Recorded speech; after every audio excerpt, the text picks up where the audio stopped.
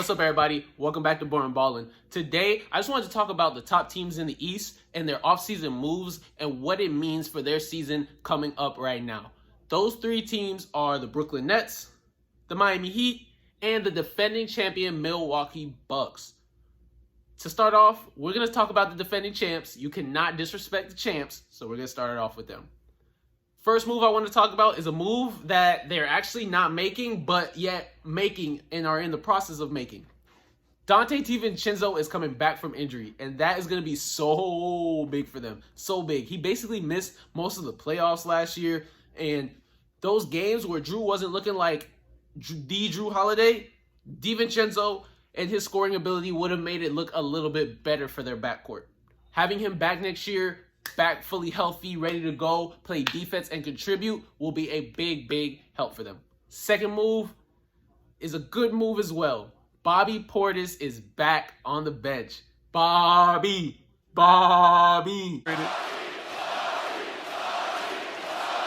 Hey, they loved him there. And they're going to keep loving him there.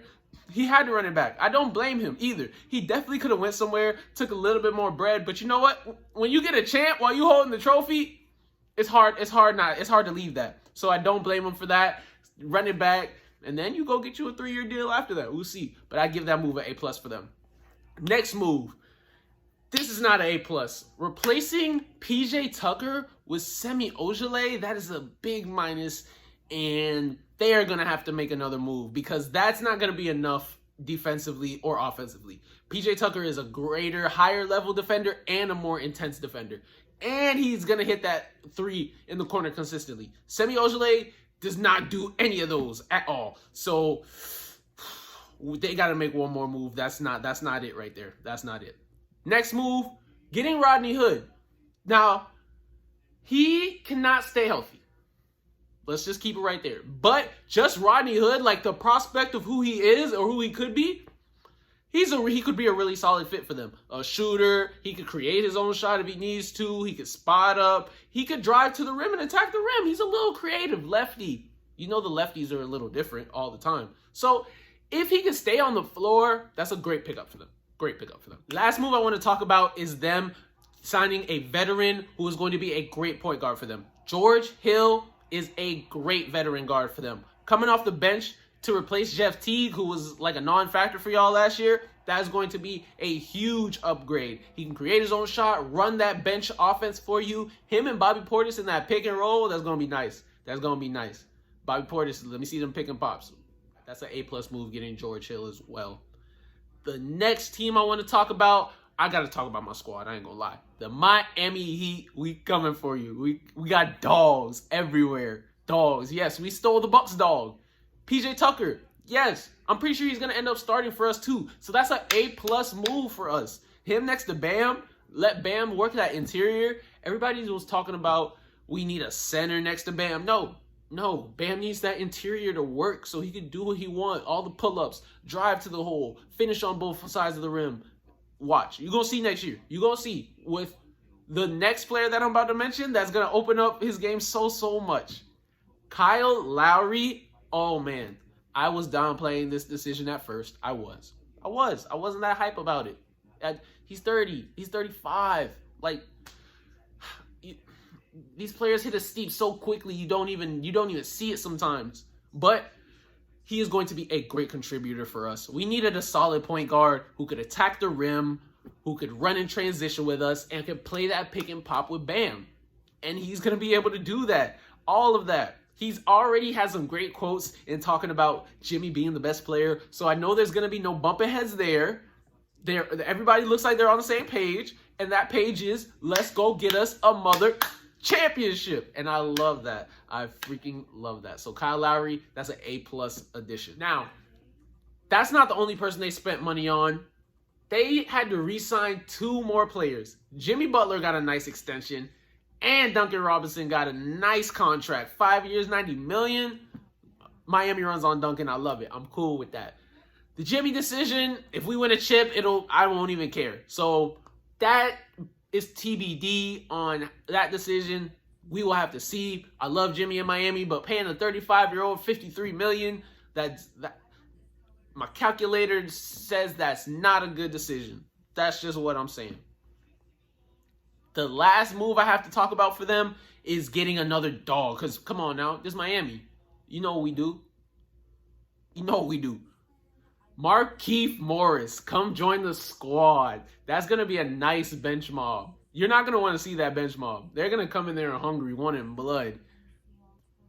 They're coming for our heads. He is going to be able to get buckets for us, play some solid defense, punch a man in the face, whatever. We're going to be ready. He's ready for it. Speaking of punching a man in the face, well, first of all, I'm going to say that move is an A+. But speaking of punching a man in the face, why are we talking about not giving UD a roster spot?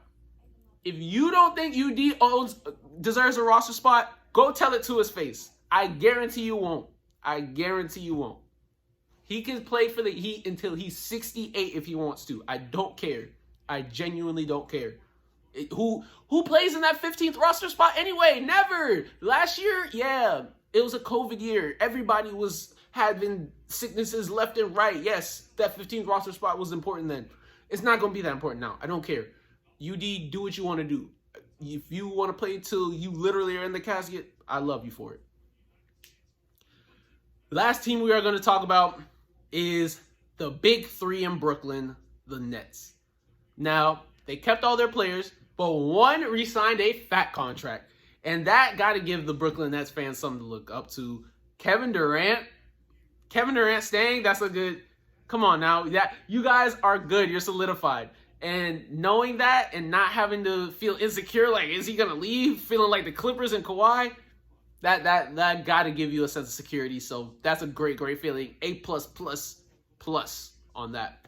Now, they didn't make any, like, huge splashes except trading away Spencer Dinwiddie, which wasn't really a trade away. It was a sign and trade because he was a restricted free agent. They didn't get much back in the deal. But they were able to get some key pieces for their bench and their rotation.